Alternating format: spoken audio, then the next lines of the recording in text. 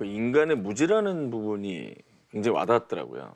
제가 여름에 모기 소리가 들리면 어두울 때 너무 일어나기 싫고 그런데 저는 어떻게 했었냐면 살충제를 제 옆에 놓고 이러고 자요. 이게 내 얼굴 위로 확 뿌려버려 진짜. 그러니까 이 귀 어디 있다는 얘기잖아. 얼굴 위로 확 뿌려가지고 죽는 소리를 듣고 예스! 그리고 잠드는 적이 있거든요. 근데 그게 얼마나 무지한 그 이렇게 떨어져요 이렇게 미스트처럼 살충제가. 그러면 라임 향이구만. 그래서 그 미스트를 막 맞으면서 쾌감을 느끼고 있었거든요. 하나 죽였다고. 이게 모기는 조금만 맞아도 죽겠죠. 근데 그거 사람이 많이 마시면은 중독됩니다. 그러니까 독중독. 그래서 막 그러면 우리 그냥 모기 기피제. 걸프어 신드롬이라는 게 있어요. 그게 걸프 전쟁 아시죠? 네. 그 중동 지방에 이제 그 전쟁 날 미군이 대량으로 이제 거기 들어갑니다. 거기 중동 지방이니까 덥잖아요. 더운데 뭐가 많이 살죠? 벌레, 모기, 뭐 전갈 막 이런 거 확실하게 위생적으로 이제 거기다 처리를 하거든요. 갖다 부어요. 모기 기피제 같은 거. 그러면 거기에 이제 파병되었던 군인들이 엄청나게 많은 모기 기피제에 간접적으로 노출이 됩니다. 그리고 이제 전쟁 끝난 다음에 고향으로 돌아갔어요. 이제 직장도 없고 일을 해야 되는데 전부 무기력증에 빠지게 되는 거예요. 일도 못하고 기억력도 없어지고 어머. 성기능도 많이 저하되고. 그 왜 그러냐? 조사를 해본 거예요. 여러 가지 원인이 나왔어요. 가능성 있는. 그중에 하나로 지적된 것이 모기 기피제죠. 모기 기피제 너무 많이 노출되었다. 그때 사용된 모기 기피제가 이제 바로 퍼메스린 이런 것들인데요. 이런 것들을 이제 유럽에서 이미 금지됐습니다. 그런데 퍼메스린 말고도 비슷한 화학식을 갖는 그런 리펠런트들이 많이 있어요. 그건 여전히 사용됩니다. 애들은요 훨씬 민감하고요. 그 어른 기준으로 만들어진 허용치 이런 기준으로 애들한테 뿌리면 큰일 나는 거예요. 이게 67년에 미국에서 나온 책이니까 사실 굉장히 예전 얘기 같은데 최근 우리 그 달걀에서 DDT 성분이 검출돼서 엄청 놀랐던 적 있지 않나요? 저 깜짝 놀랐던 게 그게 2017년 제가 기억을 하거든요. 달걀에서 네. 그거.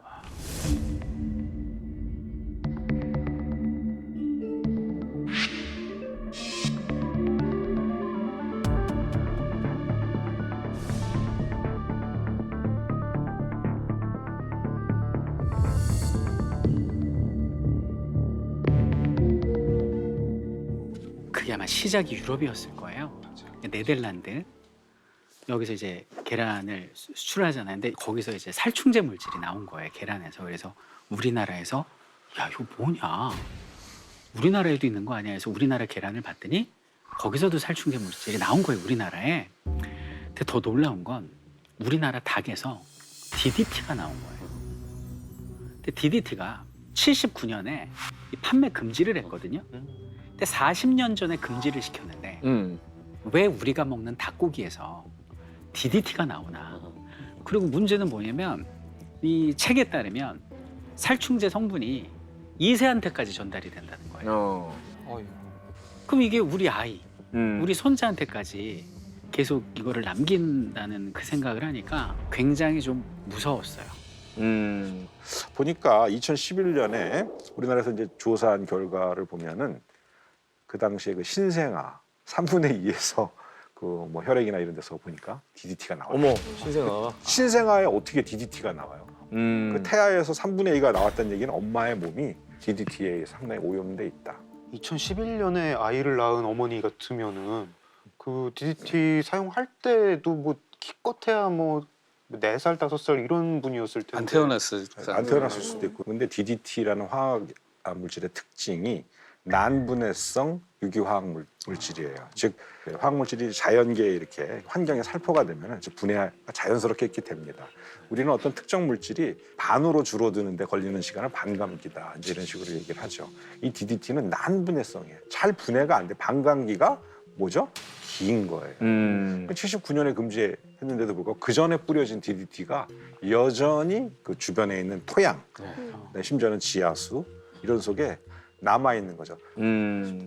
자, 이게 지금은 발암물질로 분류돼서 대부분의 나라에서 DDT가 사용 금지됐는데 DDT에 대한 사용 여부는 여전히 일종의 논란이 되고 예, 있죠. 그렇죠. 지금도 열대지방에서는 현재 12초에 1명꼴로 아이들이 말라리아로 사망하고 있는데요. 아, DDT가 사용되는 기간 동안 DDT에 의해서 구해진 인명이 5억 명으로 추산을 하더라고요.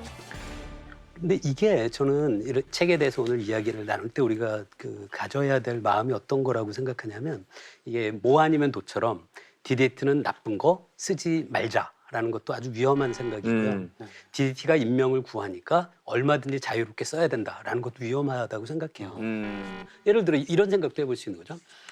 우리나라에서 DDT로 죽는 사람보다 자동차 사고로 죽는 사람이 훨씬 더 많잖아요. 그렇다고 해서 자동차를 우리 쓰지 말아야 된다라고 하는 거는 위험한 발상이잖아요. 그와 관련해서 WHO에서는 지금 아프리카 지역이라든가 남아메리카 지역이라든가 모기 맥에 바이러스성 질환들이 많이 있습니다. 이런 지역에 특별히 사람들이 많이 희생되는 동네들이 있어요. 그런 데서는 선별적으로 사용하는 것이 더 낫겠다. WHO에서도 그렇게 얘기를 했습니다. 그러네요. 네. 근데 이게 사람들은 그런 얘기를 들은 다음에도 마지막에 다시 묻는 질문은 그래서 쓰라는 거예요, 말라는 거예요? 그래서 쓰라는 거예요, 말라는 거예요. 근데 사람들이 저는 생각하는 방식이 어떤 전문가들에게 100% 의지해서 어떤 명확한 답을 주는 것을 바라는 것, 그것도 아주 위험하고요. 네. 이게 어떻게 우리가 얼만큼 이 DDT를 사용해야 하는지는 사회적 합의가 필요한 거죠. 자, 어쨌든 뭐 전 세계적으로 DDT는 이렇게 뜨거운 감자 같은 존재인데 뭐 아주 충격적인 영상을 좀 찾아오셨다고. 아, 저는 그 당시에 되게 DDT를 많이 사용하도록 권장했다는 거를 그냥 듣기만 했었는데 영상으로 보니까 진짜 되게 저는 충격적이었거든요, 이 영상이. 광고 같은 느낌이네요. 네. 뭐예요? 뭐 DDT를 이렇게 뿌리는 그 강아지한테도 보면 에브리 뭐예요? 뭐야? 뿌린다. 먹어? 아, 안전하다는 걸 보여주는 아, 인체에 해가 없다고? 지금 이제 영상에도 보여지지만 곤충학자들 중에 유명한 고든 에드워즈라는 곤충학자도 있는데 매일 강의 시간마다 한 스푼씩 DDT를 먹었대요. 이게 무해하다는 거를 보여주려고. 근데 이분 같은 경우에는 2004년에 80대셨는데 그때까지 굉장히 건강하게 살다가 돌아가셨다고 하시더라고요. 그분 원래 이분이- 100살까지 살 수 있는데 80까지 산 거 아니에요? 그럴 그럴 수도 있죠. 그럴 수 있죠. 알 수 없죠, 진짜.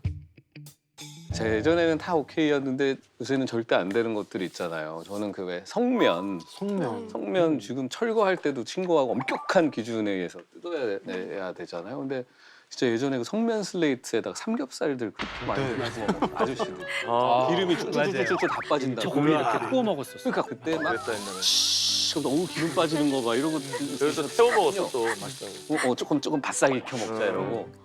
그러니까 그런 거 생각하면 진짜 아찔한 것들이 너무나 많죠. 맞아요. 예.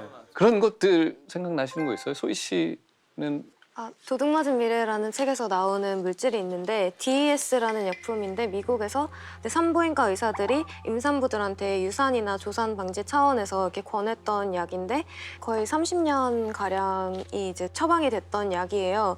근데 그 이후에 지나고 보니까 실제로 그런 방지 효과도 좀 떨어지고 나중에 이제 아이들이 기형이 생긴 거예요. 생식기관에 기형이 생겨서 불임을 갖게 된 거죠. 근데 처음에는 그 약 때문인지 몰랐다가 이렇게 조사를 해보니 이 약이 원인으로 밝혀져서 그 이후에 이걸 못 쓰게 됐다고 하더라고요. DS하고 비슷한 예인데 네. 탈리도마이드라는 약이 있어요. 탈리도마이드. 유명한 사례인데 1957년에 독일에서 만든 약이에요. 이게 임산부들이 이걸 먹으면 입덧을 방지할 수 있다. 그렇게 개발을 했는데 나중에 밝혀지기로는 임신 6주 동안에 이 약을 한 알이라도 먹으면 100%의 확률로 기형아를. 저게 저 탈리도마이드를 어머니가 임신 중에 먹었을 때 그때 나오는 아이들의 사진인데요.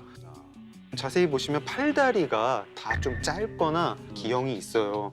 굉장히 마음이 아픈데 근데 이 탈리도마이드가 중요한 시사점이 하나가 미국에서 탈리도마이드를 먹어서 기형아가 난 사례는 17건밖에 없어요. 전 세계적으로 기형아가 10,000명 이상이 태어나는데 왜 그래요, 근데? 왜 그러냐면 그 이유는 이게 독일에서 만든 약이거든요. 그래서 미국에서 이제 수입을 할 때 미국 FDA에서 승인을 해야 돼요. 근데 FDA에 프랜시스 켈리라는 심사관이 아니 근거가 좀 불충분한데 이러면서 계속 그 승인을 보류를 한 거예요. 그리고 보류하는 사이에 탈리도마이드 부작용이 알려졌어요. 그러니까 그분이 이거를 승인을 했으면 미국에서도 분명히 기형아들이 굉장히 많이 나왔을 텐데 정말 한 사람의 공무원이 일을 열심히 하면 어떤 일을 할 수 있는지 보여주는 사례라고 생각을 하고요. 실제 저는 이제 가습기 살균제 사건이 떠오를 수밖에 없는데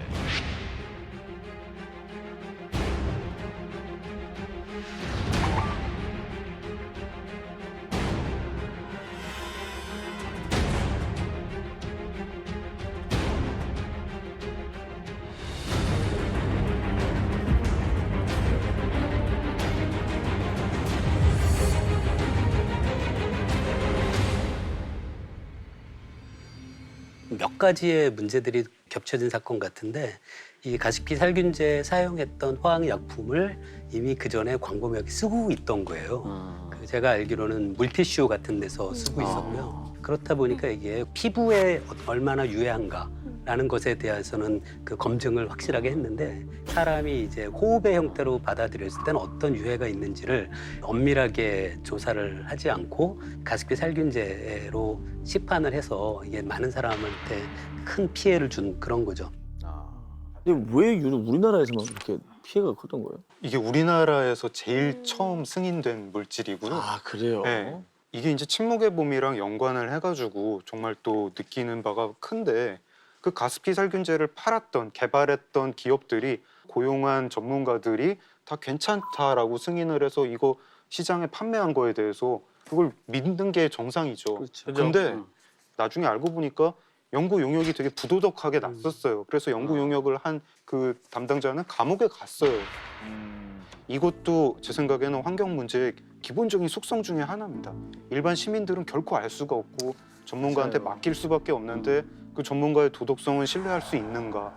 이거 굉장히 너무 복잡하고 힘들고. 그러니까 이런 면에서 보면 과학자가 그 분야의 전문가라고 하더라도 어떤 이야기를 할 때는 그 사람이 왜 이런 연구를 했는지 이 연구를 지원한 연구비는 어디서 왔는지 그런 것들까지도 살펴봐야 돼요. 살펴볼 게 너무 많아.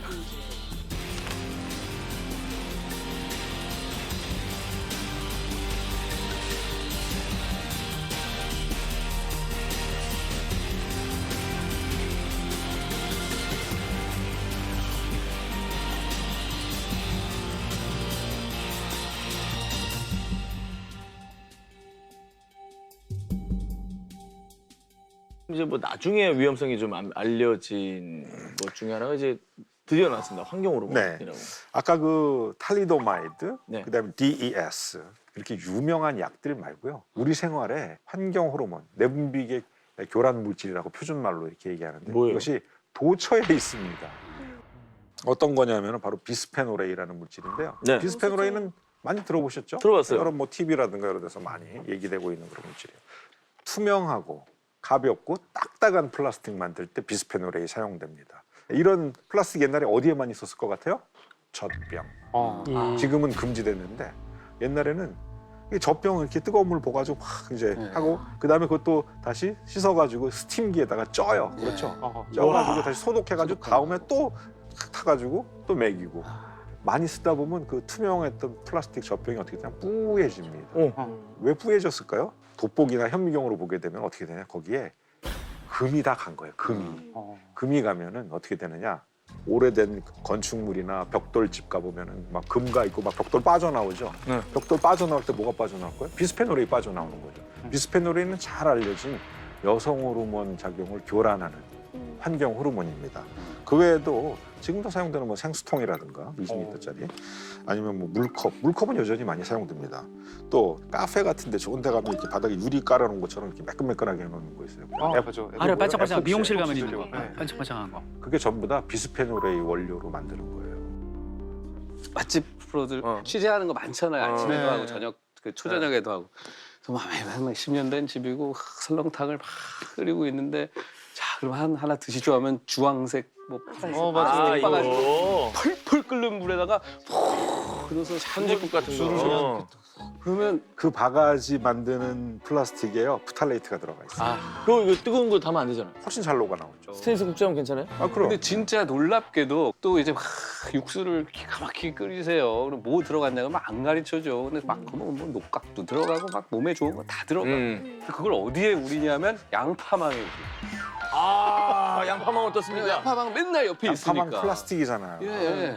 가소제가 들어가는 플라스틱도 있고 그렇지 않은 플라스틱도 있는데 세상에 양파망을 거기다 집어넣고 삶으면 어떻게 될까요? 그 국물은 플라스틱 국물. 아, 어떡해. 그러니까 TV 보면 진짜 의외.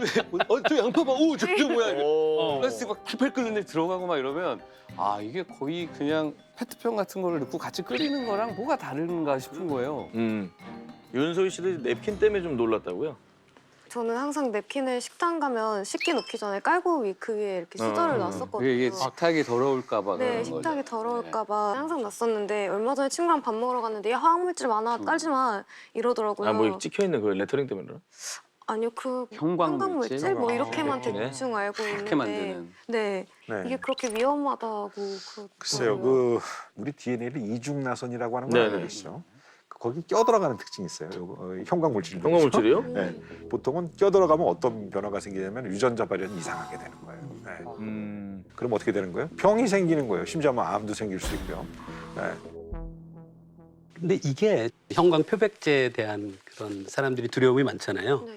그래서 찾아보다가 누구나 내려받을 수 있는 국립환경과학원 2007년 보고서를 찾았어요. 네. 보고서 내용의 요약이 상업적 형광 증백제, 이걸 표백제가 아니고요. 백색을 더 드러나게 한다는 의미에서 증백제로 부른대요. 상업적 형광 증백제의 특성 및 환경 특성은 비교적 광범위하게 연구되었다. 그러나 인체의 영향은 충분히 밝혀지지 않았다. 국외 대부분의 연구 결과로부터 확실한 유해성이 확인된 경우는 거의 없다. 일반적인 유해성에 대해 거론하는 것은 어려운 상황이다. 그리고 그 보고서에 소개된 일본 화성품 공업협회의 1992년 보고서 인용된 게 있는데요. 거기에 의하면 급성 독성, 만성 독성의 문제는 없다. 그러나 바람에 대한 문제가 있다는 논문이 소수 보고되어 있다. 그리고 현재 우리나라 환경부의 입장은 그 상업적 형광 증백제는 유독 물질로 분류되어 있지 않습니다. 그래서 물론 위험한 건 맞는데요. 이게 너무 공포를 느낄 필요는 없지 않을까. 사실 좀 네. 그런 입장이 더 강합니다. 마음이 또 안도가 돼요. 또. 얼마 전에도 왜 영수증 영수증. 그거 만지면 안 된다며. 어, 만지면 안 된대. 그게 그렇게 환경 호르몬이 많다고. 마트에서 일하시는 분들 장갑 끼고 막 그러시더라고요. 네. 그렇죠. 만지면 안 된다고. 네. 중요한 게 이게 먹는 것보다 이 피부로 만지는 게 더 위험한 게 비스페놀입니다. 네. 왜 위험하냐면요.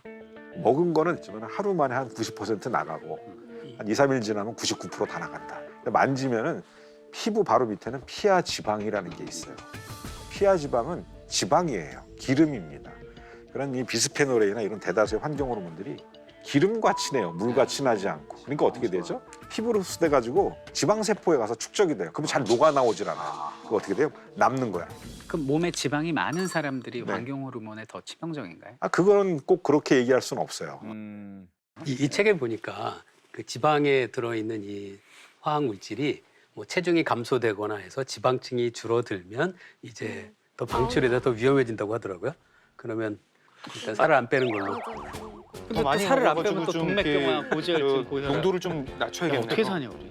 선택의 문제. 적당히 살아야죠 뭐. 아니 그러니까 환경 호르몬에 대한 흡수를 방지하자는 거고요. 또 그 영수증을 사다가 이렇게 손님들한테 발행을 하게 되는 백화점이나 대형마트 이런 데서요.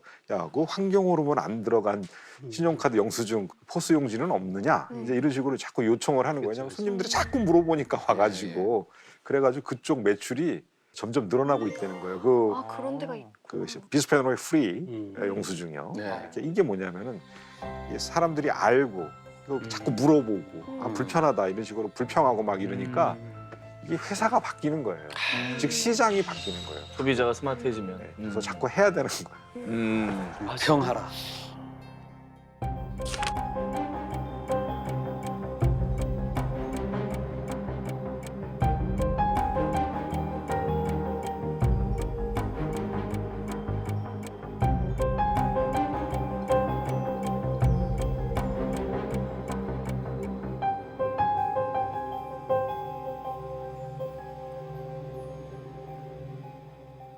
자, 우리 출연자분들이 어떤 노력을 하고 있을지 좀 궁금한데 소희 씨가 이 통조림 내용물은 무조건 씻어 먹는다라고 그래요? 진짜? 골뱅이도 씻고 전부 다 뭐 황토도 물로 씻고 씻는다고, 그냥, 그거를? 네, 그냥 이렇게 씻어서 채 같은 거 넣고 물로 다 헹궈가지고 그냥 무슨 맛이에요? 그 참치를 왜 먹어? 어릴 때부터 저는 하도 이렇게 먹었어가지고 이게 맛이 없는지 모르고 잘 음. 먹거든요. 통조림 얘기 좀 제가 해드리죠. 예, 아까 네. 그 비스페놀 A를 원료로 하는 에폭시라고 하는 플라스틱 소재로 캔 내부를 코팅해서 직접 철이 소금물과 닿도록. 닿지 않도록 만들어지지 않습니까? 근데 그것이 녹아 나올 수 있습니다. 물에 씻어 먹는 건 효과가 있습니까? 효과가 상당히 있습니다.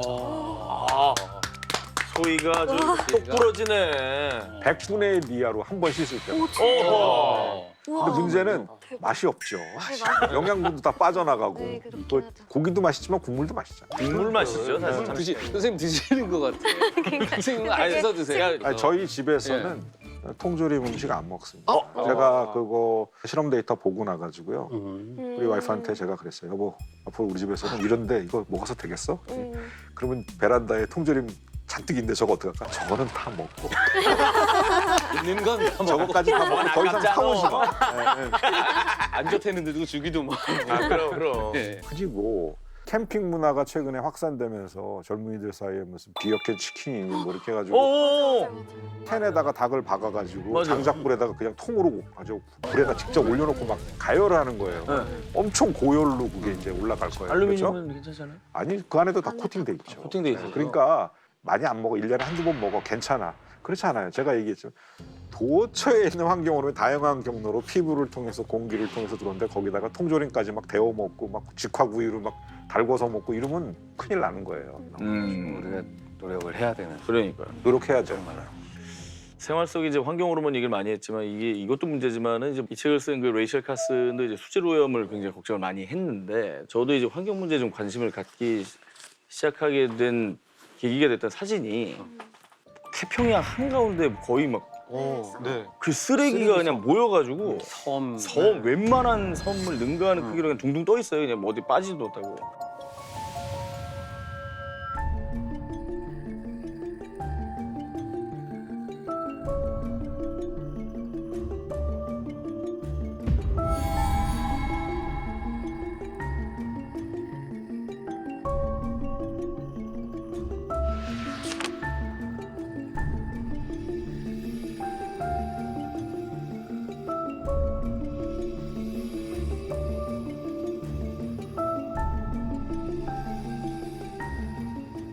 새 갈매기가 배를 갈랐더니 막 플라스틱이 막 병 뚜껑에 막 그게 그거 먹고 죽은 거죠. 이게 뭐 어마어마하게 이거 뭐 너무 놀래서 이게 뭐 몇백만 년이 지나도 분해가 안 되는 플라스틱들이라고 하니 플라스틱에 의한 해양 오염이 지금 심각하고요. 우리 전현무 씨가 얘기하는 것들은 눈에 확실하게 보이는 큰 플라스틱의 문제예요. 네네네. 네, 그런데 지금 환경적으로 더 시리어스한 것들은 그런 플라스틱으로부터 파생되어 나오는 마이크로 플라스틱의 문제입니다. 미세 플라스틱. 네, 미세 플라스틱이라고 번역하는데요. 미세 플라스틱은 두 가지가 있어요. 원래부터 공장에서 아예 미세한 플라스틱 분말로 만들어가지고 사용하는 뭐 스크럽이라든가 뭐 치약에 있는 연마제라든가 그런 것들은 아예 용도 자체를 미세 플라스틱으로 만들어서 공업 제품, 생활학 제품에 넣은 것을 얘기를 하고 그다음에 이제 잘 처리가 안 돼가지고 강이나 이렇게 바다로 막 가가지고 이제 흘러댕기다 보면은 계속 자외선 얻어맞고 파도에 얻어맞고 이러면 이게 분해돼. 쪼개져요. 이렇게 되면은 이게 무슨 특징이 있냐면은 플랑크톤 작잖아요. 미세 플라스틱을 먹인 줄 알고 먹어버려요. 플랑크톤을 다시 또 다른 플랑크톤이 먹거나 아니면 새우나 이런 것들이 멸치나 이런 게 먹어요. 그럼 꽁치 고등어가 먹고 결국 우리 밥상에 올라오는데 그러면 플라스틱 알갱이를 가진 채로 이 먹이사슬을 순환하고 있는 거죠. 미세 플라스틱이요. 그건 돌가루나 플라스틱 가루나 뭔 차이가 있어? 이렇게 사람들이 오해할 수가 있는데 미세 플라스틱의 특징은 해양에 있는 아까 뭐 DDT라든가 다이옥신이라든가 이런 난분해성 유기오염물질 분해되지 않고 물에 막 둥둥 떠다니는 그 화학물질하고 친해요. 그러니까 어떻게 되죠? 미세 플라스틱 만나면 척 붙어요. 그러니까 플랑크톤이 미세 플라스틱 알갱이 딱 먹는 순간에 걔는 알갱이도 먹었고 난분해성 유기오염물질 이것도 같이 먹은 거예요. 이것이 똑같은 방식으로 플라스틱에 의한 화학물질의 생물학적 농축이 발생하게 되는 거죠. 그리고 우리나라 전 해안이 다 이 미세 플라스틱에 오염이 돼 있고요. 수산물 상당수에서 미세플라스틱이 검출이 됩니다. 그런데 우리만 조심한다고 해결되는 것도 아니에요. 아하. 왜냐면은 바다는 다 통해 있잖아요. 인류 모두가 노력해야 되는 맞습니다. 과제인 거죠 이게 참. 자 이게 뭐 여러 가지 얘기하다 보니 환경 이야기를 이제 하게 되는데 이제 일회용품 사용을 우리가 또 줄여야 한다. 일부러 지금 이 따져봐야 타이밍에 되는데. 텀블러를 든 거예요. 지금 카메라가 또 잡고 있길래. 그래서 그 뭐 장바구니, 텀블러 이런 거 쓰게 하는데 사실 요새 이런 게 굉장히 많아요. 네. 네. 텀블러 공해요 요새. 맞아요. 예. 저는 뭐 이렇게 출판사나 뭐 이렇게 책 관련 행사 가면은 아. 매번 기념품으로 에코백이나 네, 텀블러를 저도 주고 20개씩 있어요. 20개씩, 네, 네. 텀블러도 20개씩 있고. 근데 이게 사실 뭐 탄소 배출을 덜한다고 비닐봉지보다 에코백이 덜한다, 종이컵보다 텀블러가 덜한다라고 하는데 실제로 이걸 써가지고 그거보다 덜하게 하려면 이걸 수백 번씩 써야 된다는 거예요. 정확한 그 수치를 이야기한 곳이 있더라고요. 영국 아, 환경청인데요. 면 소재 에코백은 최소 131회 사용해야 일회용 비닐봉지를 사용할 때보다 환경부에 효과가 있고요. 텀블러는 그것보단 좀 적어서요. 15회에서 40회 이상 사용하면 오케이. 텀블러 정도면 뭐 에코백은 하나가 비닐봉지 130개면 사실 에코백은 좀 당분간 좀 우리가 좀 중단하고 있는 걸 잘 활용하는 방법을 한 1, 2년만 해도 좀 좋지 않을까 저 오히려 싶기도 해요. 에코백보다는 일회용 뭐 포크나 나이프 빼겠습니다. 이거 누르면 배달앱에 그렇죠. 없이 오잖아요. 그게 오히려 의미가 있는 것 같아요. 저 이런 노력들이 사람들의 어떤 심리적 만족감을 줄 수는 있지만 이게 맞아요. 궁극적인 해결책이 될 수는 없는 것 같은데요. 그 뉴스를 찾아본 게 있는데 캐나다에서 2021년부터는 일회용 플라스틱 물품 자체를 사용하는 것을 금지한답니다. 아 예. 이런 정부의 그럼 생산도 중단하는 거예요, 아예? 그렇겠죠. 아, 그럼 굉장히 과감한 선택이네요. 대단하다. 이런 정부의 규제 그리고 사회적 합의 같은 게 그 중요하다고 생각하게 된 또 하나 에피소드가 하나 있는데 우리나라 한 제철 회사 연구소 분하고 이야기를 해봤는데 기업에서 당면한 가장 큰 문제가 이산화탄소 줄이는 거라는 거예요. 그래서 저는 이 기업이 상당히 도덕적인 기업이구나라고 생각했는데 그게 아니에요. 이산화탄소를 언제까지 얼마 이상 줄이지 못하면 기업에서 부담해야 될 경제적 비용이 수천억이라는 거예요. 그래서 이런 어떤 규제 같은 게 시작되면 기업들은 알아서? 거기에 맞출 수밖에 없거든요. 그러네. 그래서 어떤 사회적 합의나 정부의 역할 그런 것이 우리가 에코백을 그렇죠. 들고 다닐 때 느끼는 심리적 만족보다는 그런 방향으로 가는 게 맞다고 실질적인 생각해요. 것이다.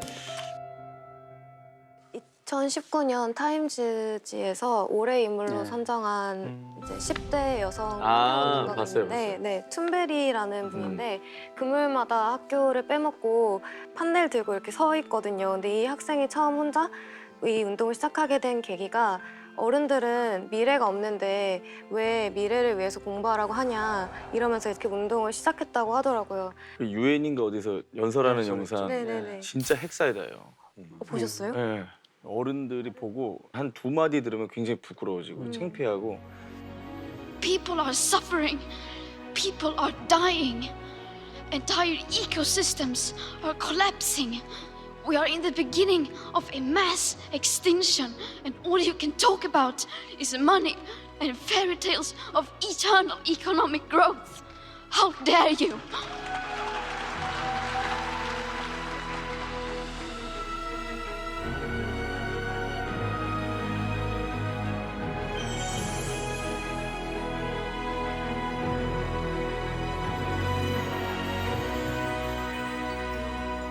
이 미국과 유럽을 중심으로 새로운 트렌드도 생기고 있다고요. 그 덤스트 다이빙이라고 쓰레기통 안으로 이제 뛰어 들어가는 거예요. 그래서 다이빙이라고 하는 예. 거예요. 그래서 뒤지는 건데 이게 처음에는 이제 노숙자나 어려운 분들이 음식들을 좀 아니면 멀쩡한 옷들을 찾아 입는 걸로 시작했다가 지금은 이제 미국이나 유럽에서 사회 운동처럼 변한 거죠.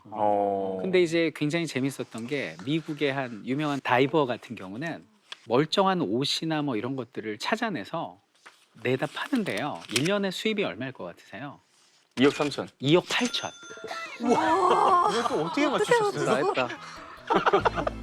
연 3억 그 수입을 올리고 계시더라고요. 그래서 야 이게 이런 분들도 있구나. 그래서 우리가 쓸 수 있는 거를 함부로 버리는 것에 조금 경종을 울리는 그런 문화인 것 같아요. 쓸만한데 버리는 거 너무 많잖아요. 사실. 맞아요. 진짜로. 한국은 또 근데 분리수거와 재활용 그렇죠. 이런 시스템이 그렇긴 하죠. 있어서 그리고 옷수거함도 있고 맞아. 그리고 가구 버릴 때도 스티커 음, 붙여가지고 그쵸, 뭐 맞아요. 이렇게 재활용. 그래서 그런 분들이 우리 딱 오면 종량제 봉투밖에 없네. 열면 진짜 쓰레기만. 아 이제 일도 그만해야겠다. 아우 한국엔 다시 나와야겠다 이렇게. 에이. 우리 책 읽다 시청자분들을 위해서 이 환경 호르몬으로부터 내 몸을 또 지키고 환경까지 지킬 수 있는 아주 쉬운 방법을 좀 제안해 주시겠다고 해서 네. 기대가 됩니다. 네. 제가 이제 많은 자료들을 학회라든가를 통해서 보게 됐는데 정말 너무 놀랐습니다. 강물에 왜 이렇게 항생제가 많고 카페인이 많은 거예요. 아마 커피 많이 마시잖아요. 예. 오줌으로 카페인 많이 나갑니다. 그러면은 그것이 어디로 가요? 뭐 카페인 분해도 되겠지만 강물에 많이 나고 카페인이 상당히 많다는 거예요, 강물에. 그다음에 무심코 이렇게 남은 약들 것들. 많잖아요. 네. 쓰레기통 막 버려요. 원래 그럼 어떻게 약국에 될까요? 버려야 되죠. 그게. 그렇죠. 그렇죠. 보건소나 뭐 약국에서 그걸 네, 수거하게 돼 네, 있는데 그렇게 하면 그냥 우리 다 버린다 이거야. 그러니까 어떻게 돼요? 강물에 이런 항생제 같은 것들이 많이 또 들어가 있대요. 그러면 강물에 항생제 들어가 있으면 그 강물 깨끗해지겠네. 나쁜 병원균들 다 죽으니까. 근데 그렇지 않아요. 순간 그 생각했거든요. 다 붕어들이 죽여요, 다. 튼튼해지겠네. 좋은 거 나쁜 거 공짜네. 구분하지 않습니다. 중요한 것은 진짜 나쁜 병원균인데 이 균이 항생제가 잘 안 듣는 균들이 요즘에 나와요. 흔히 말하는 슈퍼박테리아 이런 놈들 막 나오거든요. 그거 왜 그러냐면 항생제가 너무 오염된 환경에서 만들어진 거예요. 이거 잘못하면 인류의 그 대재앙을 초래할 수도 있는 그런 거예요. 약 분리수거도 잘하는 것도 굉장히 중요한 일이라고 보겠죠. 생활 속에 작은 습관이 굉장히 중요하군요. 그럼요. 자, 침묵의 보물 읽고 오늘 토크까지 이렇게 나눴는데 참 의미 있는 시간이었던 것 같습니다. 각자 느끼는 바를 또 마무리로 얘기를 해볼까요? 저는 최근에 호주에서 화재가 났어요. 네. 대형 산불이 났는데 몇 달째 나고 있죠. 네.